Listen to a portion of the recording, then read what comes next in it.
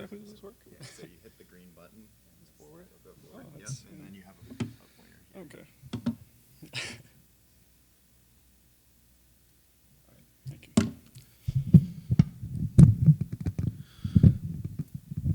All right, good afternoon, everyone. My name is Troy. Again, I'm a PhD student in Jagdeep's lab. And today I'm going to be talking about some of our work on creating a gene therapy for creatine transporter disorder. Can everyone hear me okay? I have nothing to disclose. Grad students don't make enough money for that sort of thing.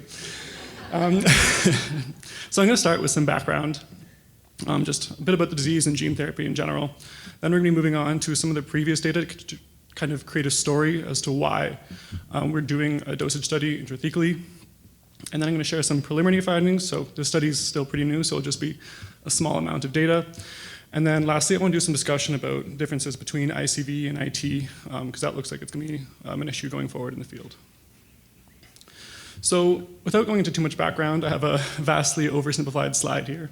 That's just to show that there's an idea in creatine synthesis in the brain that we have cells, two different cells expressing A and GAMT, and we know that creatine transporter is also the transporter of guanidinoacetate, or GAA, and that we don't actually get full creatine synthesis in the brain, as well as having a lack of uptake in cells. So we can kind of think that there's two different potential causes to disease in creatine transporter disorder, and that this might, or I'll talk about this later with some of the data that we show. So just to go through a background, because I know not everyone's familiar with gene therapy, specifically AAV gene therapy. How it works is you have your AAVs. These are virus-like particles. We've modified the virus. It doesn't contain any viral sequences anymore. All it contains is this transgene and some packaging elements from the original virus, so we can put whatever we want inside. After this virus-like particle goes into the bloodstream or system or CSF or wherever you're injecting it, it's going to bind attachment factors on cells, find receptors, move into the cell where it translocates to the nucleus. Probably point some of this out. Once it gets into the nucleus, these are non-integrating viral vectors. So what this means is they exist episomally, almost like a very, very small extra chromosome that will produce only your transgene. With any extracellular DNA, there's a slight risk of integration. So you'll see very, very rare integration events, but it's pretty rare. And then lastly, this transgene sequence can make your therapeutic protein. So some background on our vector and just some of the experimental details over the next few slides is that we have a ubiquitous promoter, a small ubiquitous promoter, so pretty or relatively low activity compared to some of the others. AV9, so one of the best brain transducing natural serotypes. We have a codon-optimized transgene, so this means the codons are optimized for peak expression in humans, which is pretty similar to mice.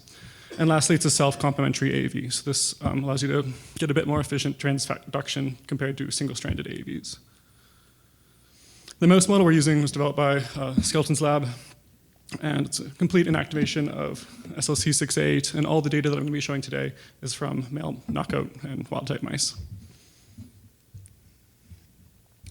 So with that, I'm going to do a bit of brief summary of some of the previous data to just kind of tell a story as to why we need this IT study. And the first thing I'm going to be showing is the original kind of study that we did on ICV mice with a 5-week endpoint. So this is postnatal day 0 injections. And then I'm going to compare when we looked at IT versus ICV. So ICV, we can do at a postnatal day 0. So these are neonate mice. Right when they're born, same day we inject them. We're euthanizing them at 5 weeks of age. And we're looking at guanidino compounds, although I'm only going to be sharing data on creatine today. I think I showed all this, or a lot of this last year online. If you want to see more detail in some of these slides that I'm showing now, it's on YouTube from last year. But when you look at the midsection of the brain here, so this is predominantly cortex. We can see that we get essentially a complete restoration of creatine in the brain with our highest and medium dose. And we get a nice dose response, and we can see that even our lowest dose, we see about a 3-fold increase in brain creatine. In the caudal section, we see a similar pattern, but slightly less in some of the lower doses, and this makes sense because we know that AAV transduces the cerebellum slightly less than a lot of the other areas of the brain, which is what predominantly this caudal section consists of. And we see the same pattern throughout the muscles, lumbar, cervical spine, as well as an increase in the heart. We see this general dose response pattern. So in conclusion, we can see that we can do effective gene therapy from postnatal day 0.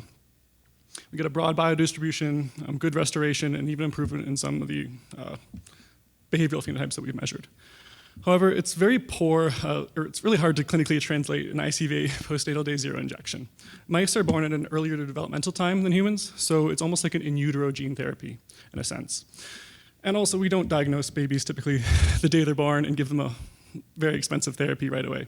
So we want to move towards intrathecal gene therapy, which we can do at an older age. So this is similar to what Jagdeep just showed with GAMT disorder. So this is some more of the data that I showed before, actually. Yeah, so I'll just touch on this a bit more. We're using lumbar puncture here between L5 and L6. So again, this will be in the CSF, but not directly in the brain, unlike ICV. So I think I shared most of this last year as well, but just to touch up on it again, we're going to be comparing in this little section directly between ICV and IT. So it's tough to make a direct comparison here. We have to realize dosages are different. So we tried to equalize the dose, but after some optimization, originally a bit of a long story, I can just explain later, that we see, this should be 13 here, we see we have about a 2 times higher dose when we normalize per kilo of injection, but a pretty similar dosage between these 2 mice, although we're giving one at ICV postnatal day 0 and one at 6 weeks of age. Lastly, all these mice are immunosuppressed from weeks 5 to 21. This is another kind of area where variability comes in because we can't immunosuppress at postnatal day 0. We give them oral gavage of these drugs, which we can't do until they're a certain age. And just some brief sharing of data here. We see that when we do intrathecal or lumbar puncture administration, we get a much smaller increase in creatine. It's only about a 60% compared to our knockouts after 6 months. When we looked at 13 weeks as well, it was slightly lower, around 30%. And compared to ICV at 6 months, we see about a 3-fold increase in creatine. However, we can still see that we get some behavioral improvements. So this is looking at overnight hyperactivity. It's the most robust behavioral experiment we have to look at the phenotype in these mice. And we see that we get almost a stepwise reduction. So we get about a 50% reduction in our ICV group, but only about, again, a 30% reduction. It says non-significant here. The p-value is 0.0503. So it is about as close to the border as you can get. And I think what we can kind of conclude here is that we can actually get a disproportionate response. So we get, even with minimal creatine improvement, we can still see a reduction in this overnight hyperactivity phenotype. So I'll finally touch on a little bit of the data that we've been working on recently with some other students in the lab, is that since or go back for a second, we know that we can treat it, or we think we can treat it with an ICV injection. We're not sure if we can treat it or fully treat it with IT. So the question becomes, can we alter the dosage to treat this by doing one of 2 things? Can we increase creatine restoration with a greater dose? So can we increase the dose, do we get a better response? Or can we get an equivalent response with a lower dose? And I think either of these would be good data before taking it further in trials. So this is just a brief overview of the study design that we're doing. I'm only going to be sharing data from these groups here. So we have 3 different doses. We wanted to be about 2 times increase each time. It's slightly less in the 3rd dose because it was the maximum amount of vector that we could inject. Just because they're mice, they don't have a lot of space in the spinal fluid. We are looking at potentially doing a higher dose with the new batch of virus, but that all depends on the titer of the next batch of virus that we get. So just some outlines from the dosage for what we're actually looking at here. Things I'm going to highlight, I'm going to show some data on maximum grip strength and body mass at 13 weeks, as well as guanidino compound analysis at the end point. So no stats here, just looking at raw data because it's still incomplete. But we see a relatively small increase in body mass at 13 weeks. And this is kind of what we expect. The change in body mass becomes much greater as they age. There's a pretty minimal difference even between our knockouts and wild types at this age. But it looks at least that all 3 doses can slightly increase the body mass of these mice. The same pattern holds true for grip strength. So when you look at the maximum force exerted, so this is just using essentially a force meter that measures the peak force. We see all 3 doses have an increase compared to our knockouts, look all comparable to wild type, but we'll have to wait for the data to complete to look at the stats there. And then lastly, when you look at the creatine increase at 13 weeks, we see a very, very small increase in creatine in all these groups. This is pretty similar to what we saw before at 13 weeks. I didn't share this data earlier, but we saw about a 30% increase in creatine in both of these cases. So I think it's likely that we've reached near the saturation in terms of creatine increase, even with this small, limited data, that we're not going to get a huge increase in creatine by just jumping the dose up more in the brain. As to what this means,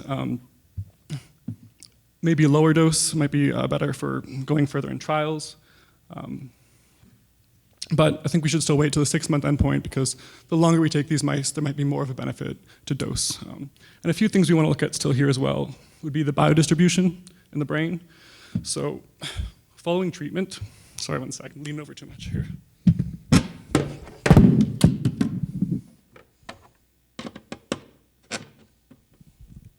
So following treatment, one of the things we like to look at is biodistribution. So that was Jagdeep was showing with copy number.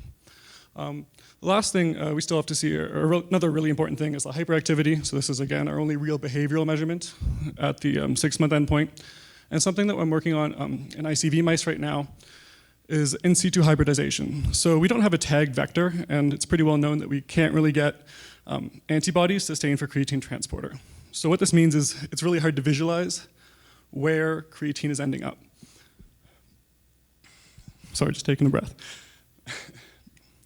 So in situ hybridization allows us to visualize the RNA that was made from our viral vector. So it's an alternative to looking for protein. And what we can do with this is we can see exactly where all the RNA is ending up and where the viral vector is going in the brain. And then this kind of leads me to the last part I want to talk about, which is why do we see a difference in ICV versus IT? And a simple answer could just be there's a critical period in development. So yesterday, Dr. Skelton talked about doing Crelox knockouts in creatine transporter knockout mice, and you saw some phenotypes developed when you did the knockout at 5 days, but not at 60 days.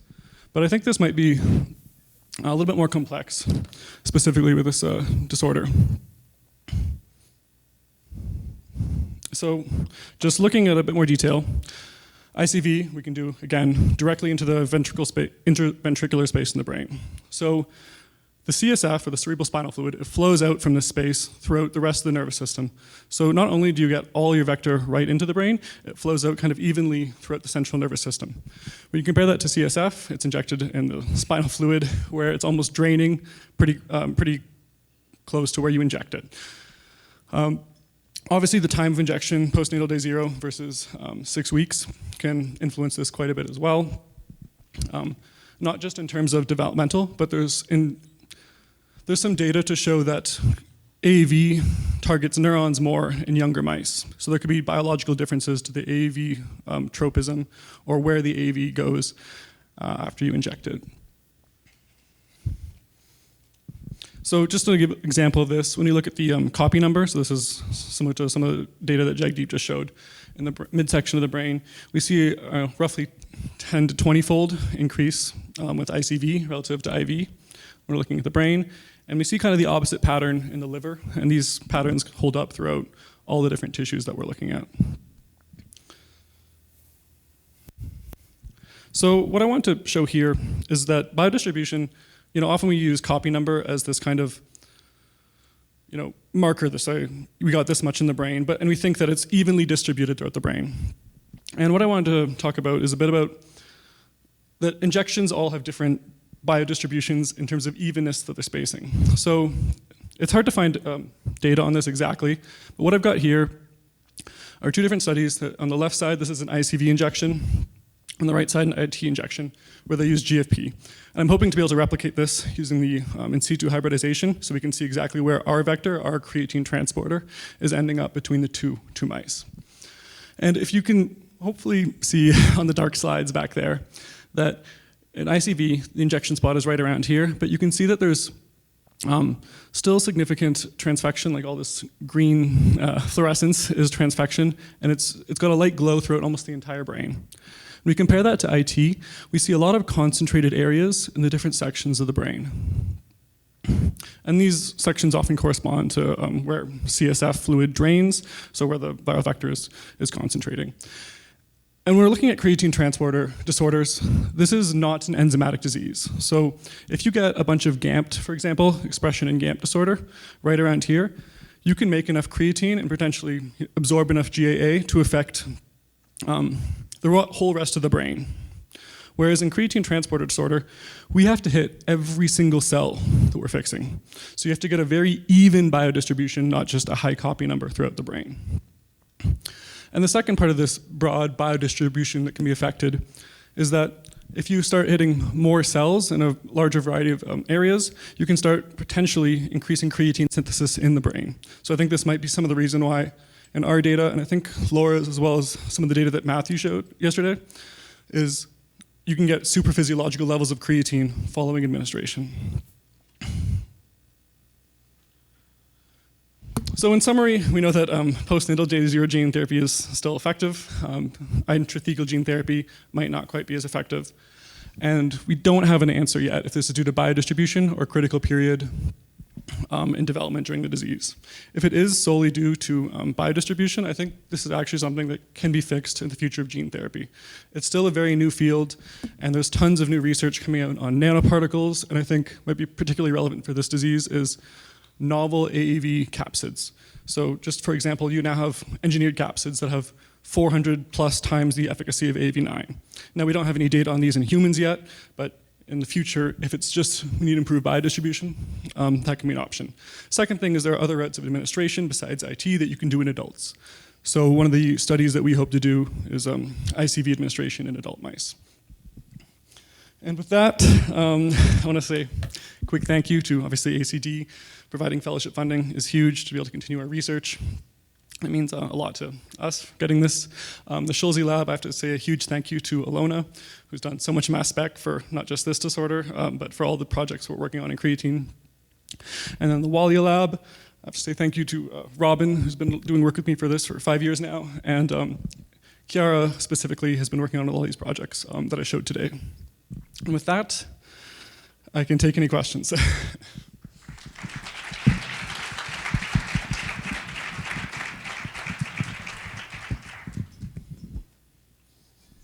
That was awesome, Troy. Yeah, a ton of work. Really good data, too. And so I'll turn it over to the audience.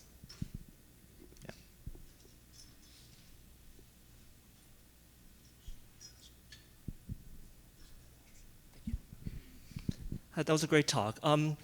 For your AAV, you're basically infecting cells with the creatine transporter, right? And so you're linking it to a ubiquitous promoter. So basically, all the cells are expressing it.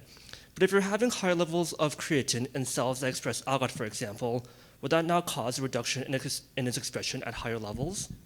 I think it absolutely would, but we know that creatine transporter has a pretty high affinity for creatine. I think actually Michael in your lab just published a preprint where they showed the Michaelis-Menten constant for creatine transporter. And even with pretty low levels of peripheral creatine, you can still get uptake. And I don't think we're close to reaching the saturation that would affect, on a brain-wide scale, the reduction in creatine production for AGAT inhibition. Okay, thank you.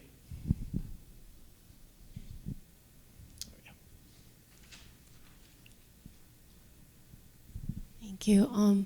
I have a question on how does this relate to translate into human? So I think you mentioned a little bit about human. Like, is there a similar way for ICV in human? So you can do ICV in humans. It's a lot more risky. I mean, when you do this in postnatal D0 in the mice are born without a fully formed skull. So you can just go right through the brain. Humans, obviously, you have to do a surgery where you drill through the skull and do direct lateral ventricle injections. So that's part of the reason why we want to look towards intrathecal, just because you can do that in clinics pretty much anywhere. So that would be the easiest translatable option.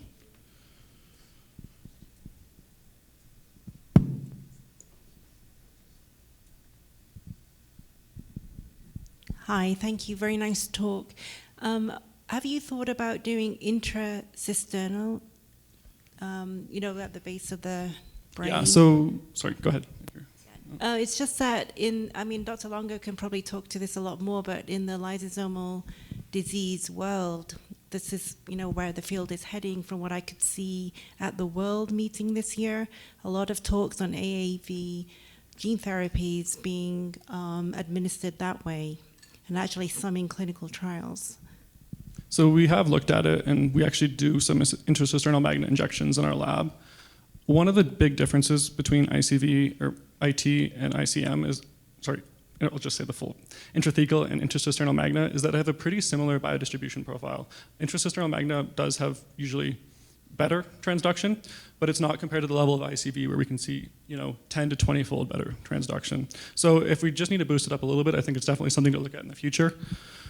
But I think right now, ICV or adult ICV would be the way to go, because that also eliminates one of the variables of location of injection between our two groups. Yeah, and Troy, I have a question too.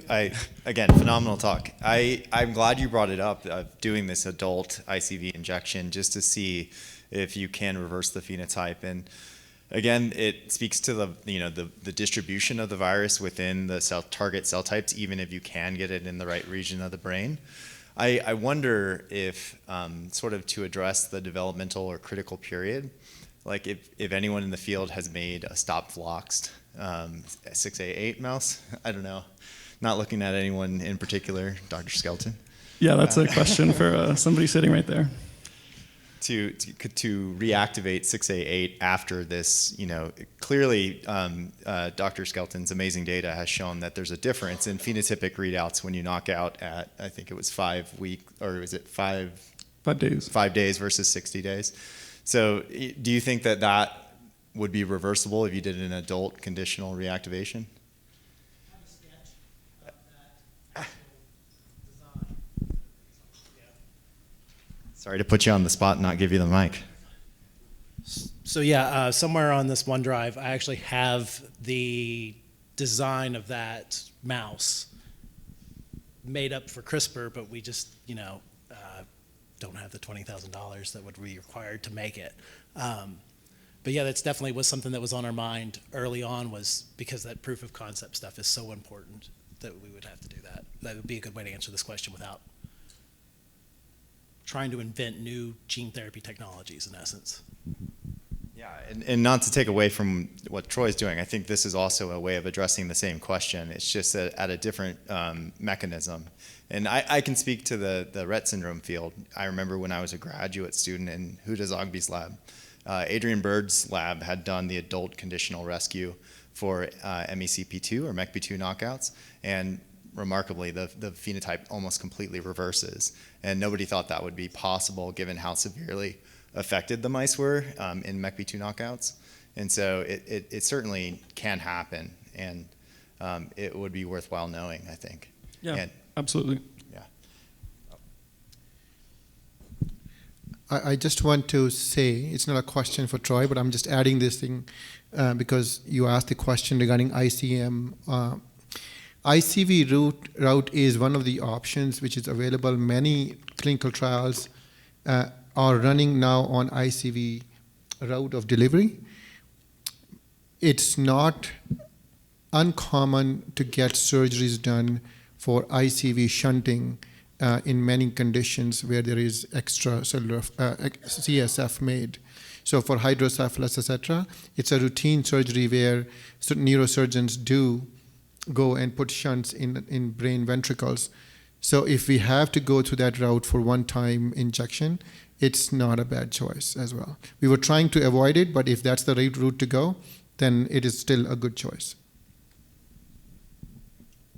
I'll second that. Yeah, there are many patients who have indwelling catheters that are cognitively and functionally normal. So, yeah.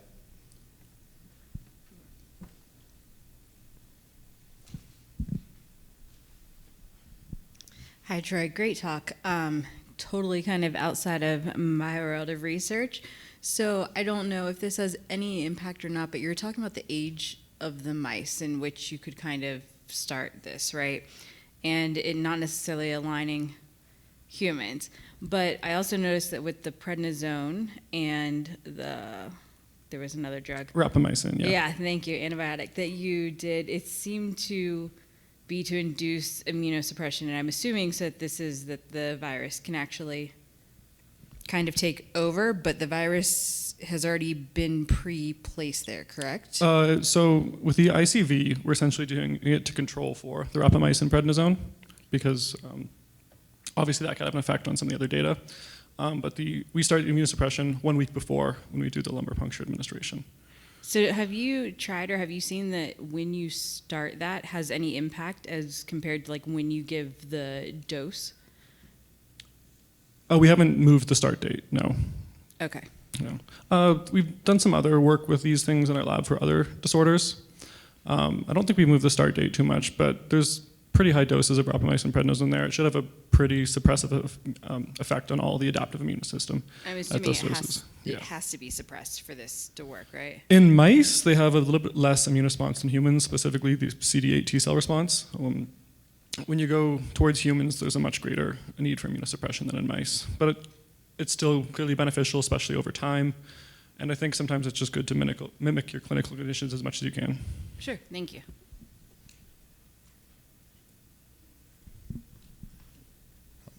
One more?